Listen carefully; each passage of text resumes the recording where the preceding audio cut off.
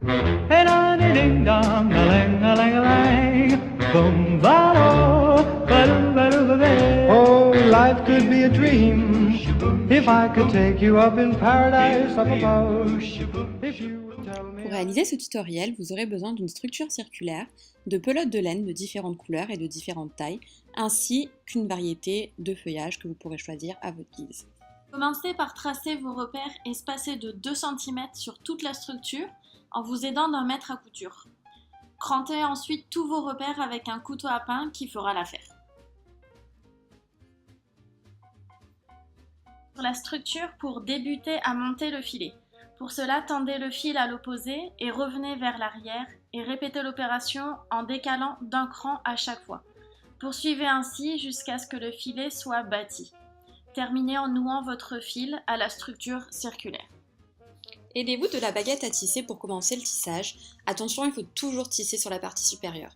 Glissez votre baguette entre les fils de trame, une fois dessus, une fois dessous. Ces gestes feront en sorte que les fils seront maintenus dans le tissage. Ensuite, resserrez votre tissage vers le centre de votre filet. Poursuivez en inversant le passage de votre aiguille par rapport au rang précédent. Une fois dessus, une fois dessous, une fois dessous, une fois dessus.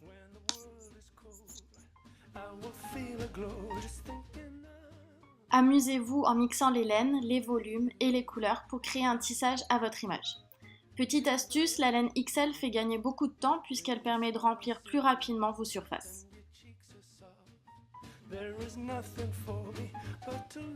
Pour cette couronne de Noël, on a voulu mixer tissage textile et tissage végétal. Et avec Chloé, on a choisi différents types de feuillages à intégrer dans la structure. Des petites feuilles d'une variété d'eucalyptus, des branches de sapin parce que c'est quand même Noël, et des gypsophiles qui sont des petites boules blanches qui vieillissent vraiment bien. L'avantage de ces feuillages, c'est qu'ils sèchent parfaitement bien et donc vous pourrez les garder longtemps au fil des années. Et pour la touche finale, on donne un peu de brillance en appliquant une peinture acrylique dorée sur quelques-unes des feuilles d'eucalyptus. Pas mal, non ?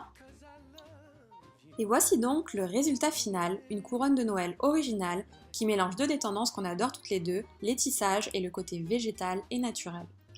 Un tutoriel que vous pourrez créer facilement chez vous et que nous vous détaillons sur chacun de nos blogs.